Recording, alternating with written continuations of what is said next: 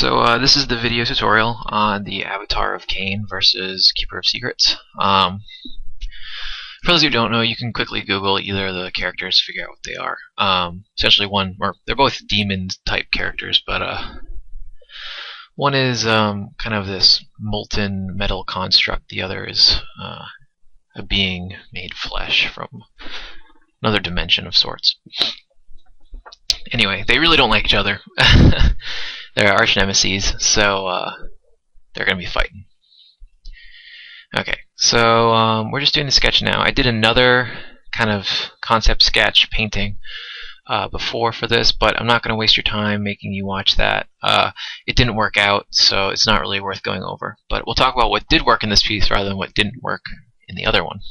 So what we're going to do is we're trying to get a composition that's a little bit tighter. I want the two to be looking like they're actually fighting, like they're in the middle of action. So we're going to have overlapping compositions and a pretty tight frame with fairly dynamic poses. That means that the two characters look like they're moving or they're in the middle of doing something rather than just sort of standing around. So as you can tell, we've got the avatar on the left, who's the guy with the big sword, and then the Keeper of Secrets is the demon chick on the right. So the avatar is sort of in this bracing for impact pose where he's looking over his shoulder as she's leaping down at him. And he's getting ready to follow it up with a smack from the sword. And she's just sort of laughing it off. This Keeper of Secrets, they're supposed to be sort of the personification of lust and desire and whatnot. So they're also supposed to be very disturbing. So they're vaguely humanoid, but they're supposed to be alluring and disturbing at the same time. So they have kind of like some attractive features and then some really repugnant features. In this case, she's going to have fairly nice human female frame, but as is customary on Slaanesh figures, to quickly extrapolate, Slaanesh is the god who these demons serve, the Keeper of Secrets. They have some more Slaanesh, which is the possessive adjective here.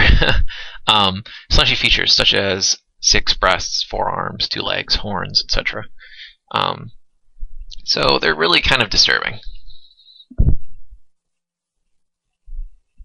It's supposed to be sort of elements of beauty intermixed with elements of, I guess, not ugly, but not the most natural looking things. Perversions, if you will.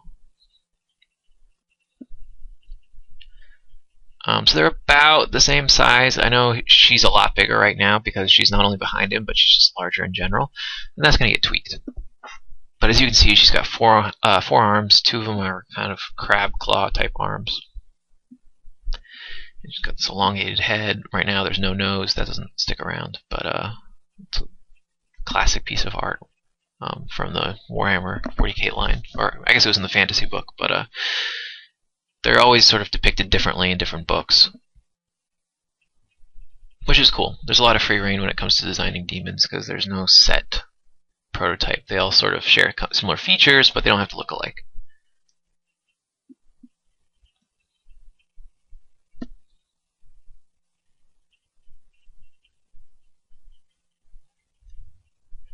And I really wanted to get the tongue out, but it didn't work. I tried it a bunch of times, and you'll see it as we go through the video. Now, as far as it comes to construction lines, as you can see, I'm actually using the Andrew Loomis style here, where we've got discs for the hips, kind of a cape muscle, and then kind of bendy bones. A lot of people, actually, I'm one of them. When I originally learned to draw, it was like, I had one of those really cheap how to draw comic book books, or how to draw like superhero books, and they pretty much said, okay, well, the head's a circle, the chest is a triangle, the hips are a box. You put circles on the joints, straight lines in between them, and you're done. And that's not really how it works, because you're going to get really rigid looking, unnatural poses if you do that. You need to have some kind of curves and flow to your figures if you want them to look believable. There are pretty much no straight lines in a human figure, so if you have a straight line somewhere in your figure, there's probably something wrong.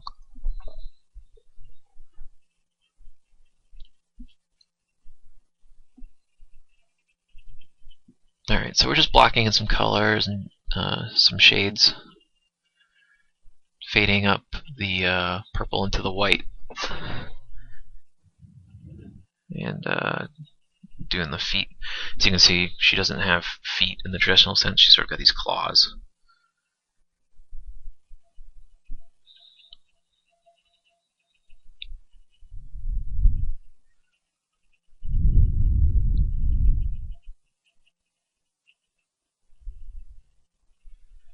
Alright, and yes, she has 6 breasts. And it's weird, yeah, I didn't come up with it. I'm just sort of following the design set forth by Games Workshop. But it's a cool design. It's not something you see that often. At least I don't see that often. I'm sure there are people who see it quite a bit, but we're not going to go into that here. Alright, so now we've got this really strong silhouette, and we're going to be painting in these fiery details on the avatar. And pretty much we're highlighting where the cracks in his armor are. Not the cracks, but I guess the gaps between the plates. So he's sort of got this molten metal body where there's these giant plates floating around on a molten, I guess like under skin or musculature. And where the plates don't touch, you can see some of that molten metal underneath, so it's this really hot orange and red glow. And right now we're adding the shape to his sword, which is, I think it's always called this, but pretty much every avatar has the same, or has variations of the same weapon, and they're all called the Wailing Doom. Now, whether it's a sword or a spear or a mace, varies based on where the avatar is from, but generally it's a sword.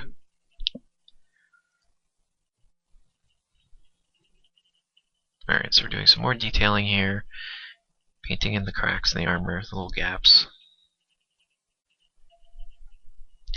And now I'm going to give a quick multiply layer just to add some depth.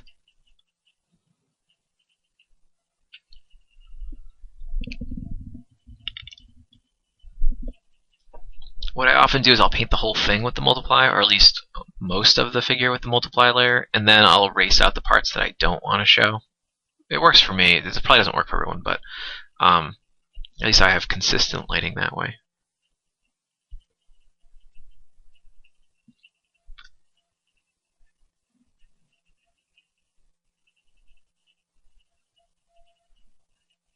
Now, it's kind of funny. I originally chose cool highlights because I figured the main light source was going to be the avatar himself, and since he has he's a fiery warm light source, he'd be providing warm highlights. But in the end, I ended up flipping it. So as you can see, I just changed all the shadows to a warm pink color, and that's because the main light source is cool. It's an overhead light, kind of like a moonlight type situation.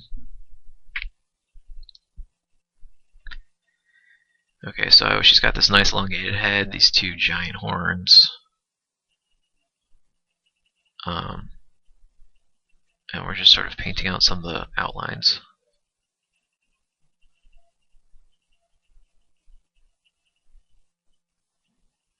And here I'm softening the highlights and blending them together. And at this point I had to check to make sure my skeleton was right. It looked off, and it was a little bit, so I just tweaked it. Sometimes that happens when you paint over your lines. Oh, also please ignore the pink and black box with weird stuff in it. I'm not sure what's going on, but sometimes when I do recordings there are graphical issues, and my hotkeys won't always work, and that's one of them. I'm not sure why this pink box kept showing up, but it was really annoying. Pretty much at only one particular zoom in percentage would it show up. So that's not on purpose, that's there randomly, and I had no control over it, so sorry about that. Okay, so now we're doing some warm highlights. These are coming from the avatar, so they're kind of this orangey yellow.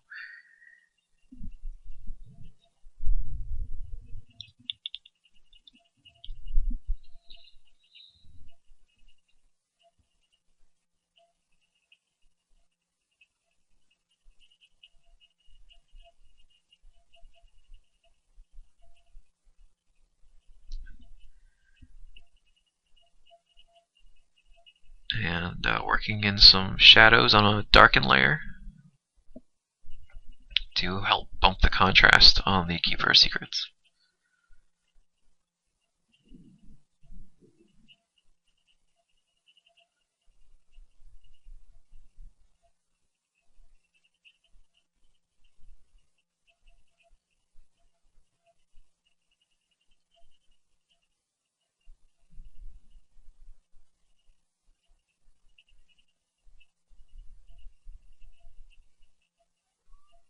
Alright, now we're working in some more detailed highlights on the mouth and on the horns. And I think it's here where we change the shape of the head. The elongated head is cool and flavorful, but it ended up looking too much like the miniature for the Coronate Bloodletters, which are these lesser demons. So I didn't really think it worked. So that gets taken out in a second. But for now, we're just smoothing out the lines on the face. And as you notice, the face is not a human face. It's humanoid, but the cheeks have really hard lines. The eyebrows go into the horns, so it's not quite human-like. It's a little bit sharper.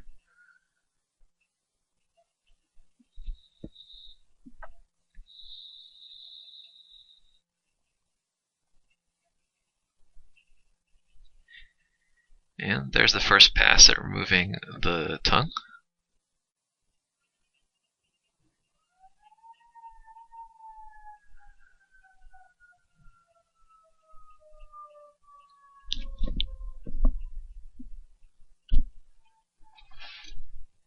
And we add the eyes. Now, I really didn't like these eyes at first. They sort of grew on me. Originally, I wanted to do these dark gem eyes, kind of like these big black eyes. But the problem was that at the scale we're working at, it was really hard to make them out. They just looked like these kind of weird dots. So we ended up going with these pink eyes, which I don't have a problem with. I think they look fine.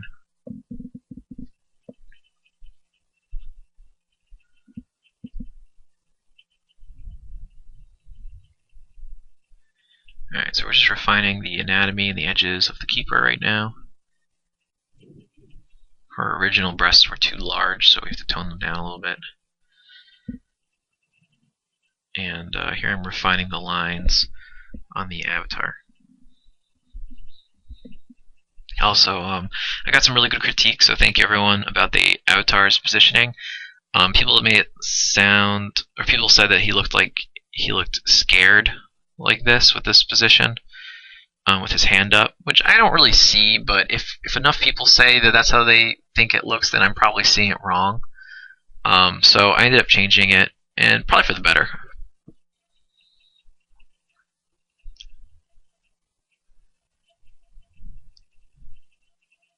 Also, she's got this sweet curved saber. The way I did that was just a really cool pen, a really quick pen tool with a fill and then a gradient. It's really easy to do, and it's good for nice sharp lines when you're using, or when you're painting like swords or any kind of manufactured object. All right, so first the head was made into a little bit smaller of a cone. Oops, hit the opacity on that layer by accident. And here you can see I'm defining the muscles a little bit, the pectoral muscles, and the way they connect to the arm. We got the biceps and the triceps.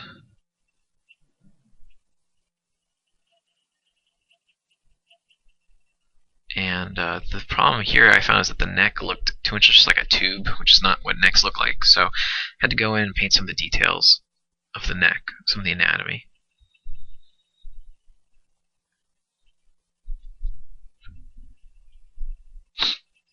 And we're painting in more light from the avatar. This is actually just on the normal layer. I'm just sampling the area around it to get the same color. That's fine. You don't always have to use a color dodge for highlights. Sometimes it actually can blow out your painting. Sometimes it's better just to do it with a normal layer.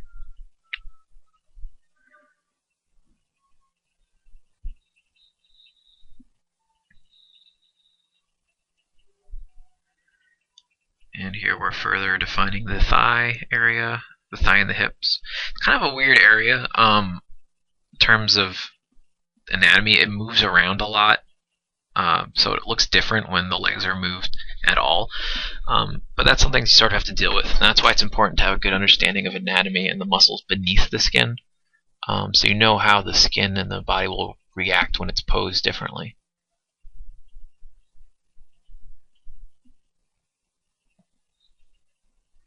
Alright, so we're just refining the edges here. This is all in normal layers, it seems. Just kind of, highlighting, sampling, blending.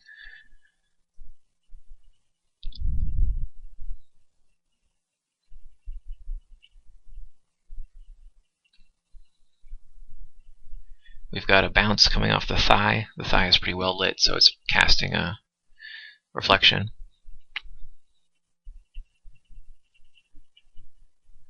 And there's the ribs.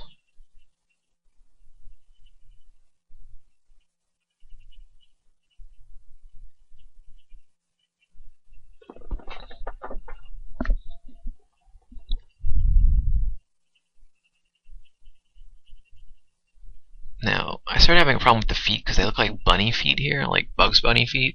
So they're going to get changed up. I don't know when, but I'm just noticing that again now as I watch the tutorial.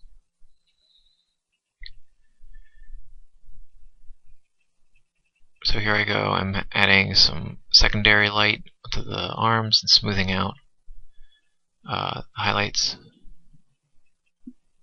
Trying to build in some anatomy into the neck. And here I'm subtly hinting at the abdominal muscles.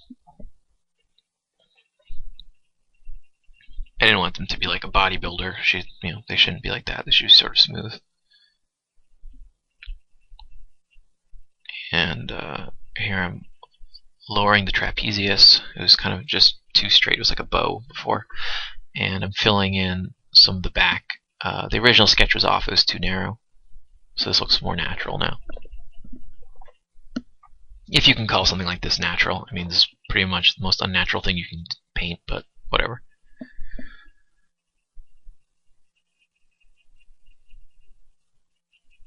And here I go with the feet. Yeah, the feet did not look right.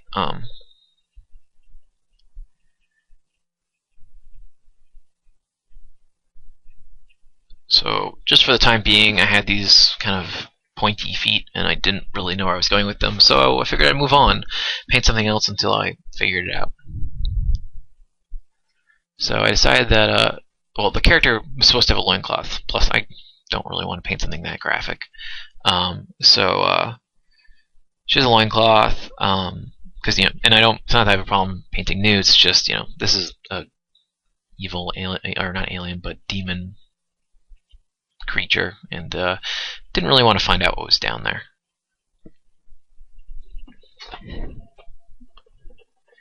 Okay, so at this point it was time to move the head back. The neck was just far too long. It was like hyperextended. And I have to repaint the arm in there because that's where the head was.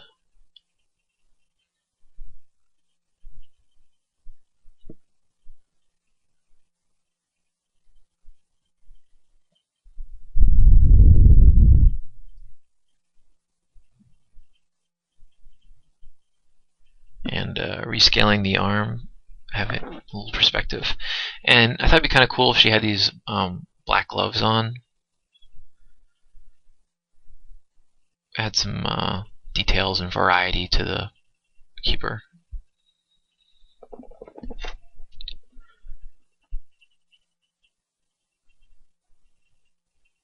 And now I'm doing some rim lights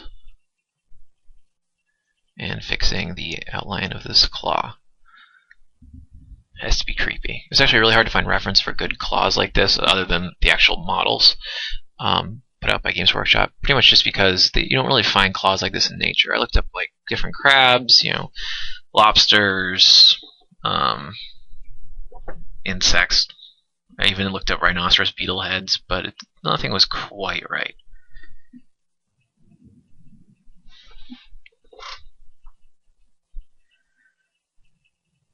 Alright, so we're just fixing the horns, the perspective on the horns.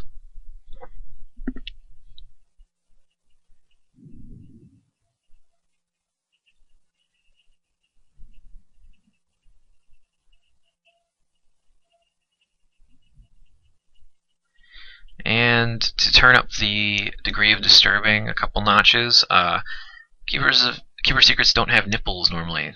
They either have like mouths or eyes or things that you don't want to be there. So in this case, she's got some like glowing eyes instead of nipples.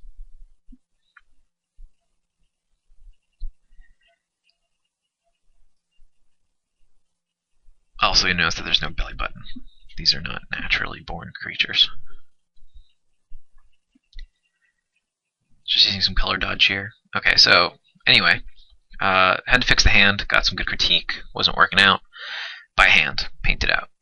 Actually, I did consider sort of having a severed arm there, but I figured it would just be too much. So I looked up some different hand poses. This one looked promising at first, but didn't work out. And I decided to go with a more, I guess, combative pose, which is a fist. So he's got his arm pulled back as if he had a shield, or he's using it to shield himself. And he's got a nice solid fist going on. Here I just grabbed a whole bunch of the avatar's arm and moved it over. It was just too far out. It looked like his arm was way longer than it should be. And here we're bringing the avatar up in scale. The reason for this is that, one, it makes the avatar approximately the same size. He's actually a little bit bigger than the Keeper now. He's probably a couple heads taller than she is. But also, it's great because, well, the composition's closer. It looks like they're more engaged.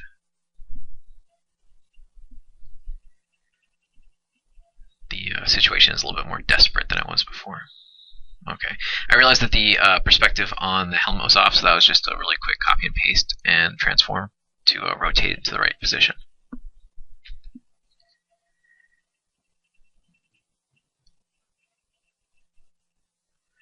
Here I'm just using the lasso tool to fix the shoulders. Like I said, lasso tools are really useful. If you have a fairly uncontrasted image, you can really quickly block out parts with the lasso. Right now I'm using the liquefy tool just to fix the anatomy a little bit. It was too puffed out in his chest area. Here I was trying out some new ideas with copy and paste, but I didn't like the pose of the leg, so we kept it the way it is. We just decided to refine it. He's got some nice big scary spikes or blades coming off his arms and stuff. Alright, so I really wanted the face to just shout rage. The avatar is supposed to be the embodiment of rage.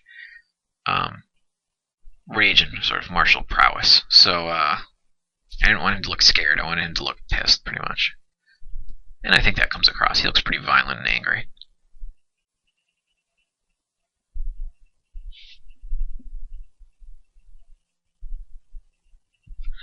So I sort of half-assed the hand originally. As you can see, sort of just a couple squiggles. And what I ended up doing is I got some proper reference. That's not the proper reference, that's another quick hand, but it's weird looking, and there's the proper reference. Always have proper reference, especially for hands. Hands are just a real pain. There's just so many planes, so many digits, so many bones going on. It's just easier for you if you have a nice piece of reference and perspective that you can use. And ta-da! How easy was that?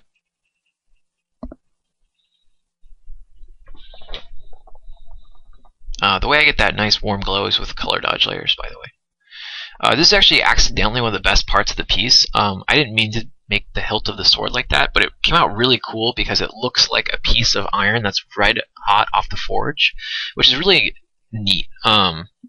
So definitely left that in. I kind of wish I had worked that into other areas of his armor, but I couldn't really figure out how.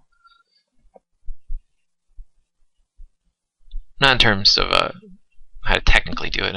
I know how to do that, as you can see, but I just couldn't really figure out other parts of the armor that would have that same effect going on.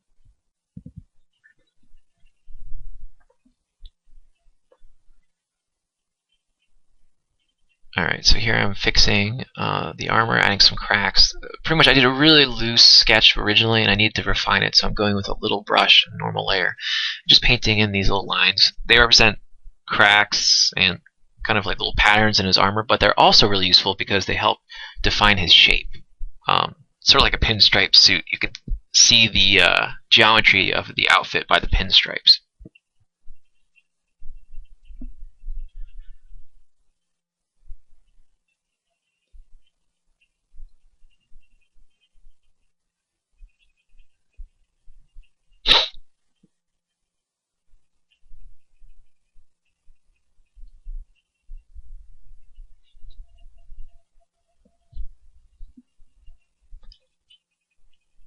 Alright, so on to the armor decorations.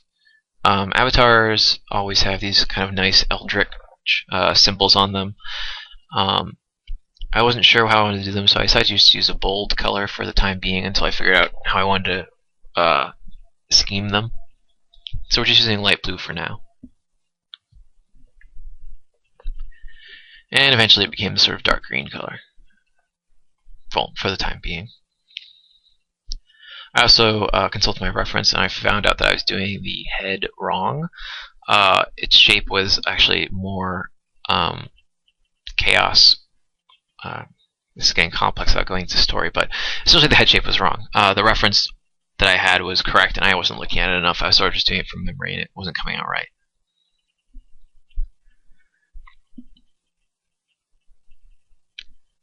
And I had this cool idea of doing, I think I do it in a second. Maybe not, though. But you'll see. I'll talk about it when we get there. Alright, so what I'm doing now is I'm just looking at the reference, and I'm trying to figure out how to get the armor to be like the references. The stuff I blocked in was loose, and it was fine, but it wasn't actually up to par with what the actual reference looked like, so had to be tweaked.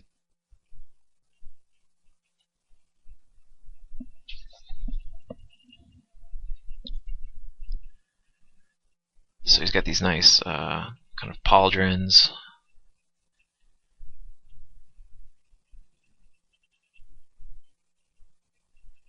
And there's Wraithbone on the pauldrons, or Wraithbone is a,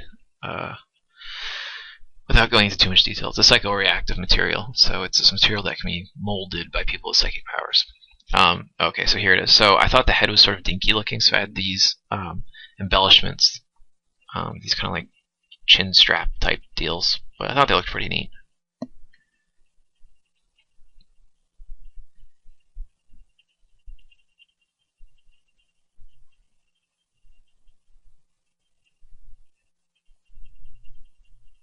I just realized that I forgot to do something in the full painting. It's a little bit too late for it now, but there's supposed to be Wraithbone decorations on his bicep on the arm that's lifted, and I didn't do that, so whoops. Oh, also I gave him a little bit more of a chin, kind of like a pharaoh beard.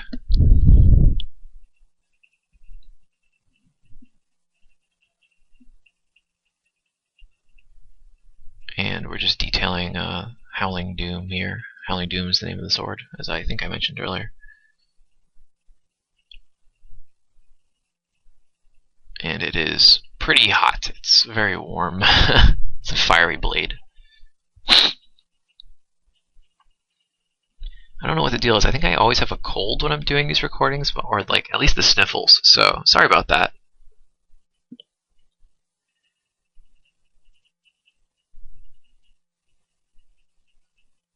Alright, so now we're adding these gems to the armor.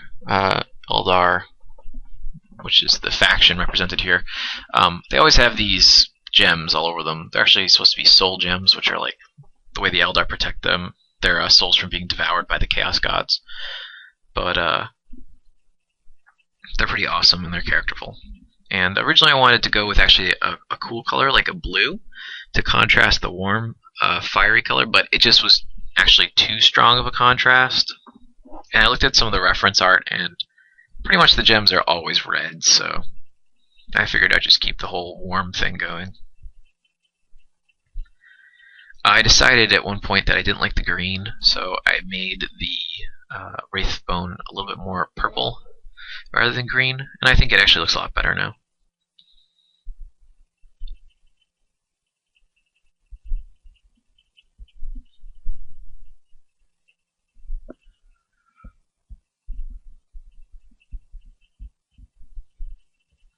And I'm just going with the color dodge here and adding these little highlights to the wraith bone and different parts of the armor to help show off the light hitting the surfaces.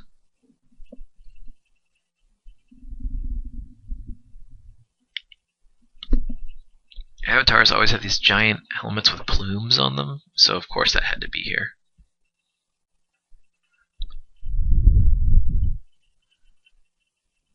Now this is when I started fooling around with the gems. I didn't know how I wanted to do them, so I ended up just repainting them.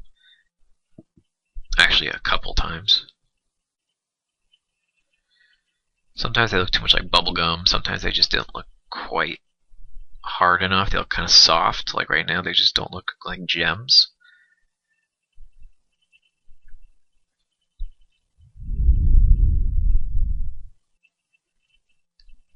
So we're doing an underlight for the mane here, or the plume coming off the helmet. And it should have been a lot more simple than it was. I actually made it harder than it should be, because I kept trying to think of it in terms of this plume that was like coming off of the little crest thing, and then it was like going up again, and it got really complex. In the end, I just sort of nerfed it and made it this ball. You'll see.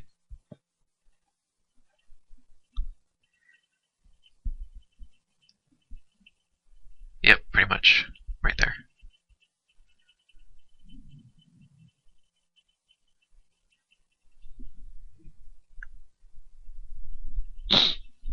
And I'm just doing some underlighting now. Give some form to the helmet. It's definitely a cool helmet, really classic design. Really awesome 80s and 90s type deal.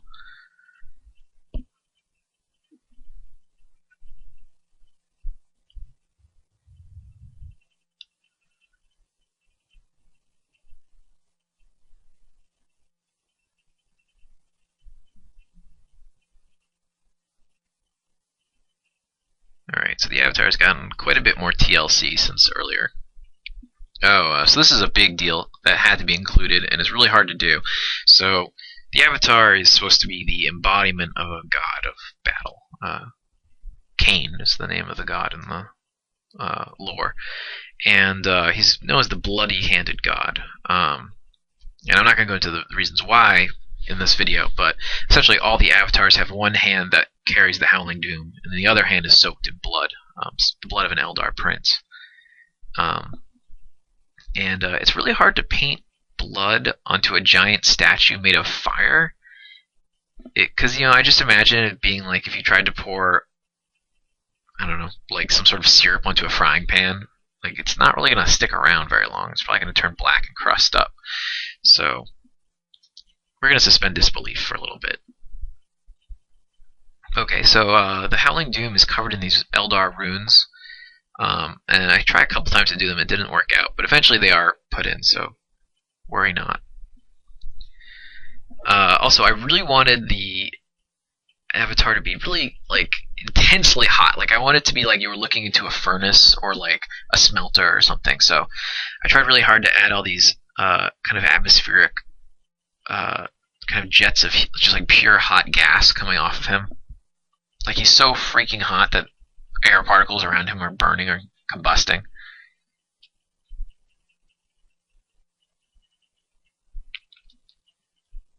And here I decided to go back and fix the Keeper Secrets legs. And this is actually where I took a little bit of a shortcut, and I'm not really embarrassed to admit it. So when that comes up, I'll talk about it. But yeah, you'll see what I'm talking about. So I thought that she was too bland, believe it or not, looking.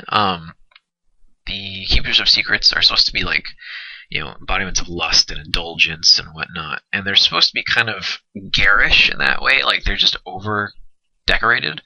So I figured we should go back and add some more detail. So I started to add these kind of like really polished chrome jewelry to her. Oh, and you'll love that. The loincloth on the Keeper Secrets is not kept on by a belt. It's actually hanging in the skin by loops of metal. Actually, this was a really good painting for me to do in terms of my progression as an artist. Not sort of in like artistic, why am I painting and what's the meaning behind this piece, but in terms of my technique, I was really never that comfortable painting really high contrast chrome or leather or anything because I always thought it looked weird. But I tried really hard just to think about, pretend it's a mirror. If you were looking in the mirror from this angle, what would it be reflecting?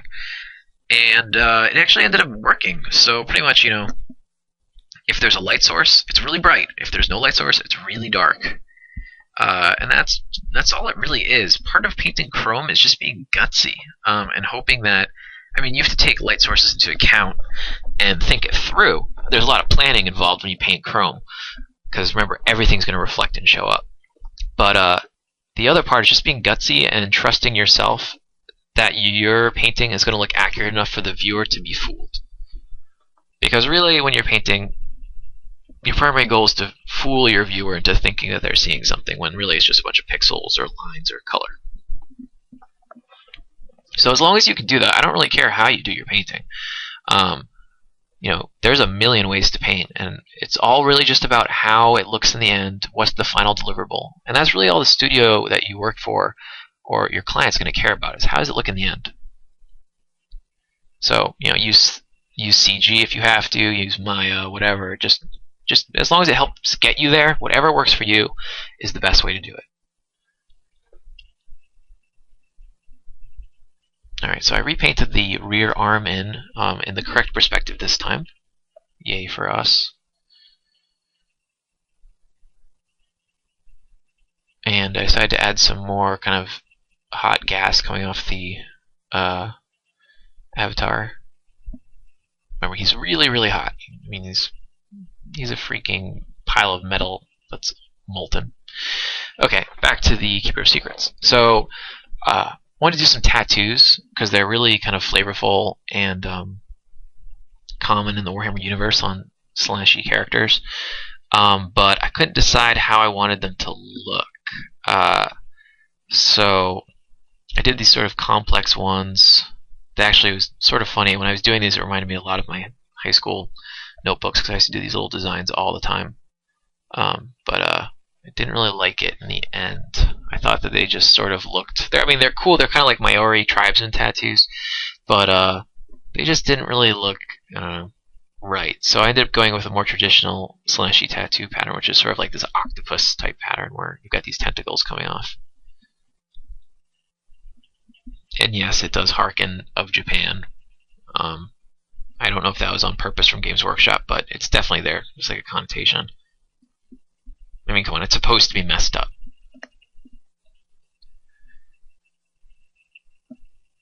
And nice way to add quick detail to some jewelry is to add these little dangly metal things.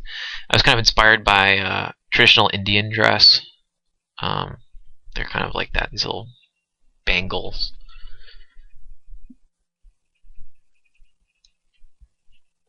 Alright, so we're doing some soft highlighting in the background with a color dodge layer on the rear pincer. And it looks nice. I think I should work more in that sort of hazy midground, because I think that's like my strongest painting. Is always there. It's never really in the foreground. My backgrounds are good, but it's like the midground where I'm the best, if I had to judge my own work. Maybe I should find some sort of happy medium between like environment artist and character artist. Midground artist. Oh well, we'll touch on that later. Alright, so this is where I copped out, and by copped out I mean I stopped caring about the feet. So pretty much I realized I wasn't going to be happy with the feet, so I just decided to cover them up. A lot of artists do this with like hands, because hands can be hard to draw and paint, but I really hate hiding hands because it's really obvious when it's done usually. Feet not so much. Most paintings the feet actually aren't really visible, so who cares.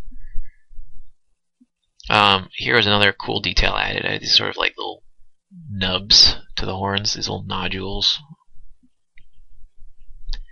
It's a really old school design from old school Games Workshop miniatures, Slaanesh ones anyway. And all I'm doing, by the way, is I'm just selecting that purple color, making a lasso, and then filling. That's all I'm doing. And then I go in with the eraser and I erase out like some of the end parts. And it's really fast, it's really dirty, and it looks good in the end, so no complaints.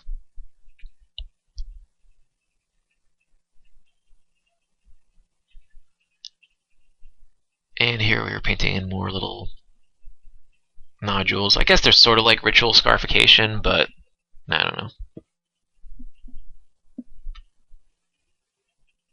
I feel like the Keeper of Secrets is the kind of person who goes into like a tattoo parlor and a piercing place all in the same day.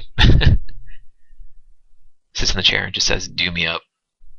Oh, so this was a really cheap shot. So what I did was, I could have gone in and I could have painted all the shadows on these, but for like the first time in my life in a painting, I just used a drop shadow layer, and it actually worked out pretty well. I mean, it was consistent, the lighting worked out fine, so it wasn't really that big of a deal. But it was cool. I'm probably gonna have to use that in the future. Oh, also, she's got those scarifications going down her midsection. Okay, so this is where I did the really high contrast highlights. Now these are really hard to do, and that's coming from me, and I've been painting for many years now.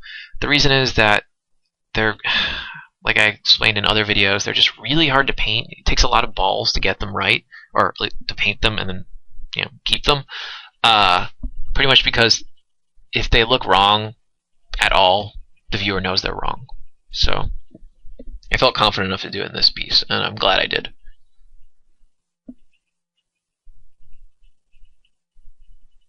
Alright, so here I was trying out some more tattoos, but I figured like one on her leg would be kind of cool.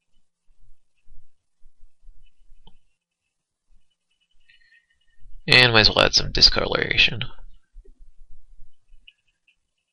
A little bit more interesting. Discoloration is important in skin because the skin is never really uniformly colored.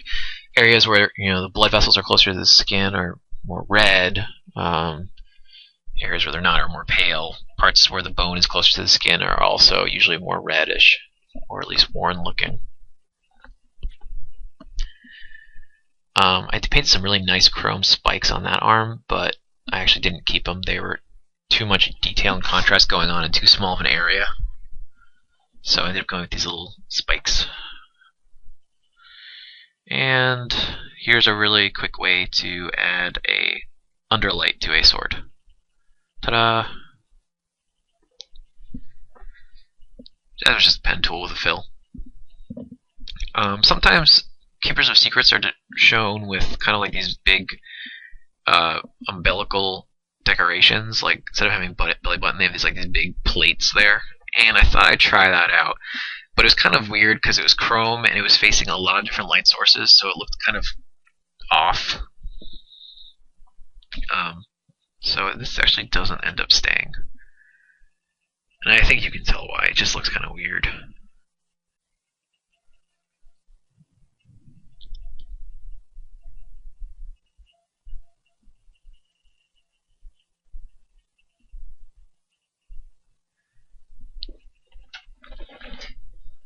Alright, so I thought about adding some more nodules to the knees and legs, but I couldn't really figure out how I wanted them to look, so they didn't get added.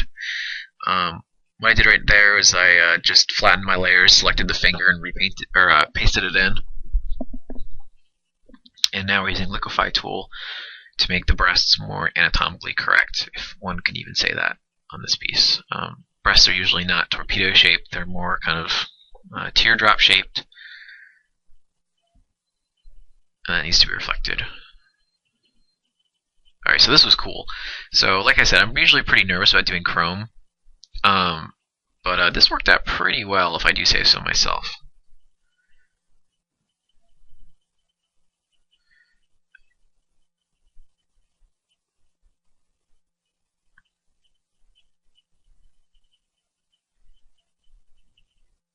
Oh, we're going for the 80s glam look, by the way. Adding those little infomercial, I don't even know what I guess they're called, glints or something, maybe.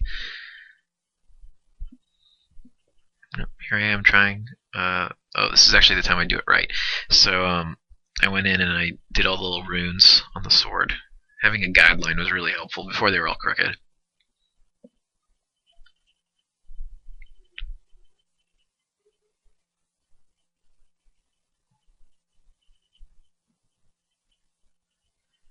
And here I'm going with a multiply layer just to make the runes look like they're raised off the hot metal. They're a little bit darker.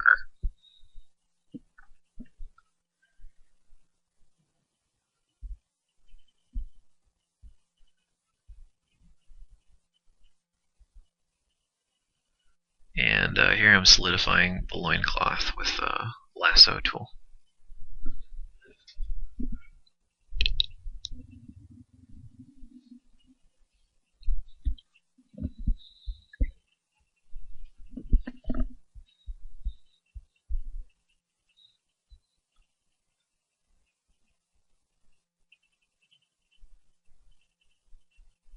Alright, so we're just painting in some fog here, trying to mesh the background in a little bit. The background's kind of weird looking because it had all these artifacts from when I had copied and pasted chunks in, so you have these like really straight, long curves where the colors didn't match. So what I'm doing now is I'm just going with like a brush with a 20 or 30% opacity and just sort of sampling and blurring things together. Texture time. So what I did was I just imported a bunch of textures. They're actually of stucco, I believe, and I'm using a mask to paint them in. So it's a black mask with a white brush, and wherever the white brush goes, you can see the mask, or you can see the texture underneath. And if you can't see in the layer styles, this is a soft light layer.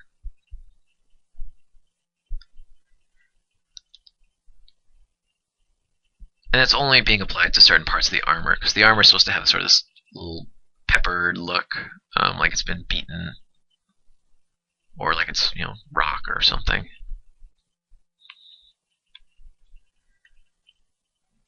Alright, so here are the final look of the gems. I decided to make them instead like these kind of just like portholes of flame, rather than just little shiny rocks. I think it looks kind of cool.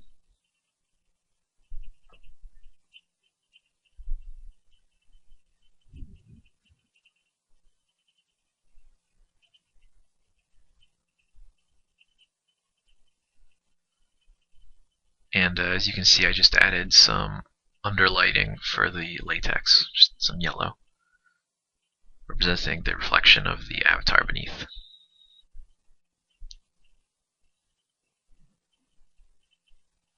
Okay, so one thing I kind of wanted to do, and I couldn't figure out a way to do it right, was to have smoke curling off the avatar. The problem I ran into was that any area where the smoke was not 100% opaque, it just looked like the glow was kind of desaturated and murky. I couldn't figure out really how to remedy that.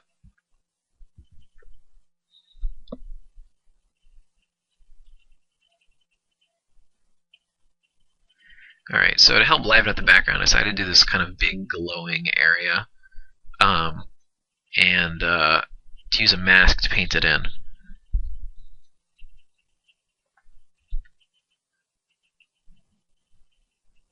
So I'm just using a mask, 100% opacity, white brush on a black mask.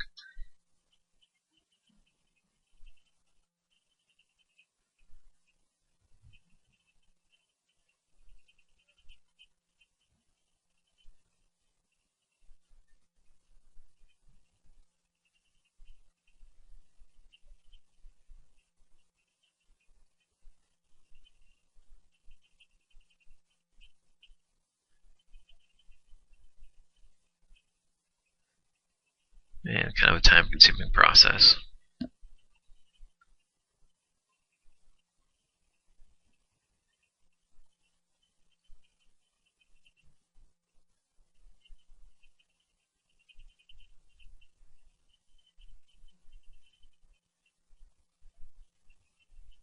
And here I'm going in and blending some of those kind of rough differences between the highlights.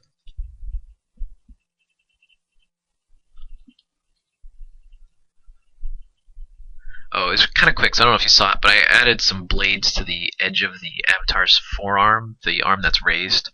That's what that orange line is. It's the underlit blade. He's not holding a dagger, though it kind of looks like it. And I decided to sort of like frame the composition a little bit using parts of the Keeper of Secrets robe, which was a pretty cool idea. I'm pretty happy with it. So it looks like she's sort of all-consuming, like she's swirling around this avatar and just gonna tear him up.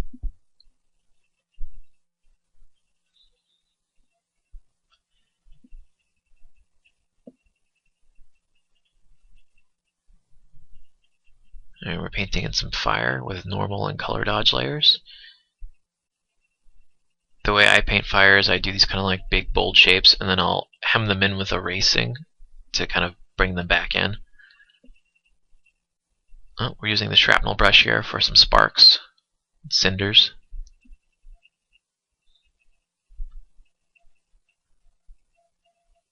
And it's also good for making ash and debris. Okay, so I thought that her head was too boring. If you can, I guess, I thought it was too boring. So I decided to add sort of hair in the same way that I was doing her flowing robes, which is kind of cool. It's like sort of like hair or cloth that just becomes smoke as it travels off, which is sort of neat, especially for like a demon, which isn't really from this plane of existence. It's kind of a cool idea. It kind of fades back in from whence it came. And what I did is I threw all the hair layers onto their own group, and then I painted a mask out so that they wouldn't overlap with areas I didn't want the hair to be in. And then with a new bunch of layers, I painted the hair over the area that I wanted them to be in. She has kind of a weird hairline. I wanted the symbol for Slaanesh to stay prominent on the forehead, and I didn't want the hair to go over it. So she's kind of got this weird balding hairline. But whatever. That's fine with me.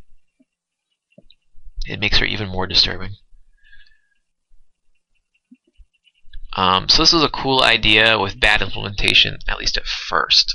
So what I wanted to do is I wanted there to be some glow highlights on the hair, and they were just kind of too orange. It made it look like her hair was actually that color. But they get tweaked, so pay attention. You'll see it gets fixed.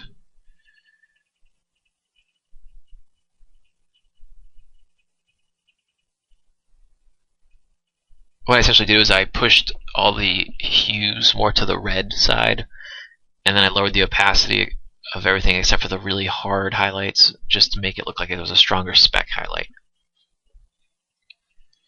And by spec, I mean specular highlight, which I've explained in some other videos. But I'm thinking about making a tutorial on lighting, and we can talk about it more later.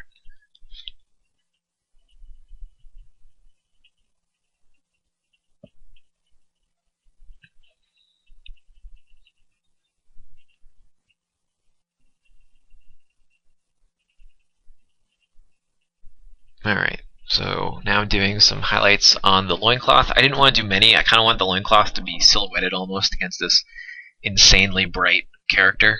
So it gets really not too much attention.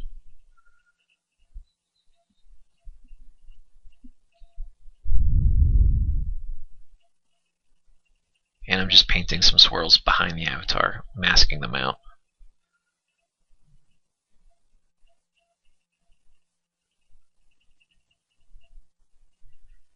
And once you go glam rock, you can't really go back. So she looks pretty awesome 80s-tastic, which I'm cool with. And here I tried once again to get a tongue out. I just couldn't get it to work. I don't know why. It's just such an awkward thing. Like, people don't do that with their tongues, so it's weird to paint them when they are doing that. And the problem is when it's hanging off the side, she looks too much like a dog, and she shouldn't look like a dog. Now, this was a cool idea I had. So I thought the hair looked kind of weird still, so I painted this crest into the hairline, so it looked like her hair is sort of like these plumes, like these many little plumes coming off of her scalp, which I think works pretty well. And there I ganked up her teeth a little bit. And I think I tried the almond eyes again, the gem eyes here. See what I mean? They didn't quite look right.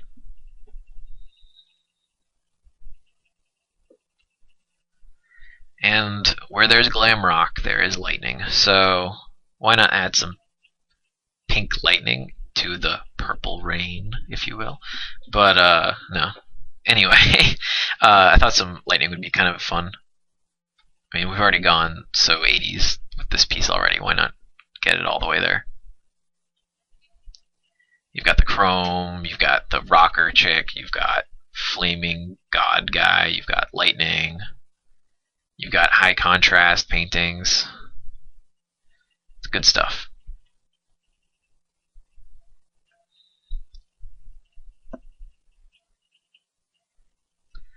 And using some lightning brushes never hurts. I had to go back in with an overlay layer and adjust her highlights because they were too cool where they now had pink on them. So that had to be fixed. Here I'm just using some like random debris brushes to make looks like crap's going on.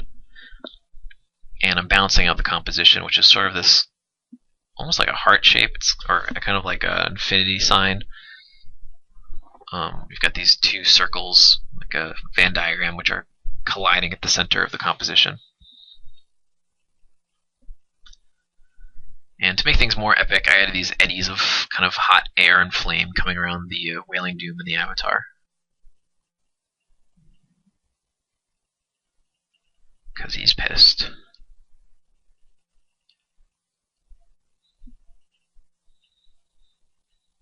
Alright, so I went in with a screen layer using like a very light yellow, just to paint in some little white areas. And the reason I'm doing this is, like I said, when you use color dodge too much, things get blown out and they just turn like yellow, which isn't cool. There's really not enough contrast going on there, so that's why I painted those little white specks in.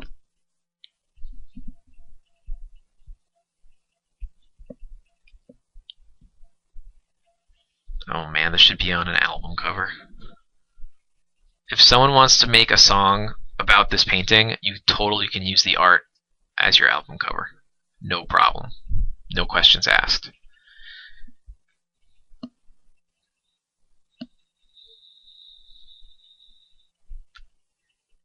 And I flipped the composition to see if it looked okay, and believe it or not, it did, so I didn't have to fix anything. The only thing I had to do was add these kind of dark shapes over here to balance out the white of the sword. There was sort of an empty spot. And I added portals. No, I'm just kidding. Those are really just to balance the hues, but I actually didn't end up using them.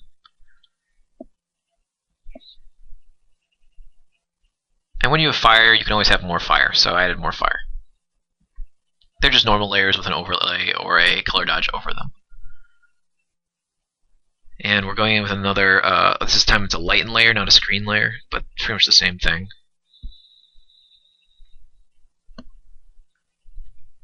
At least in this situation. They have their uses otherwise, but in this case it's really going to do the same thing, pretty much. And I realized I left some gems off of his loincloth or tabard, so those had to be painted in, as well as usually the avatar has like these little sigils hanging off of his body, so I had to add those in.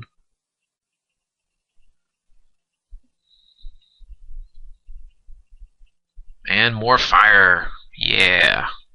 I thought the fire was too soft looking before, so I wanted to get some hard fire in there. And what I mean by that is, I used like the lasso tool, filled it in with a color, and then I erased parts out, so it has like these hard edges occasionally, and it makes it look kind of like more angry. I don't know, I can't really describe it.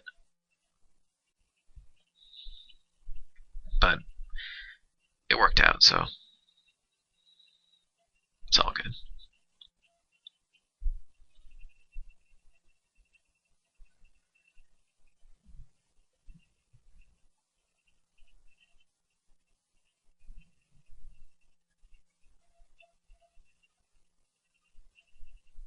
And I think we're coming up to the close here.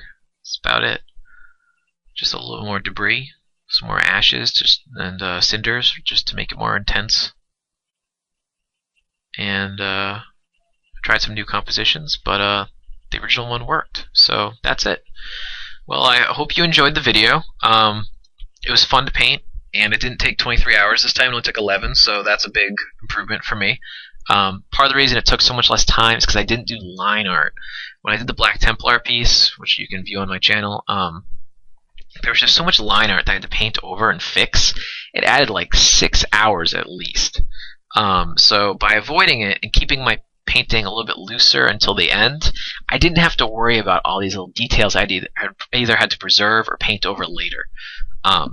So anyway, like I said, I'm glad you guys came. Check out the video. If you like what you see, please subscribe. Please like the video, and feel free to share it amongst your friends if you think somebody else would like to watch it.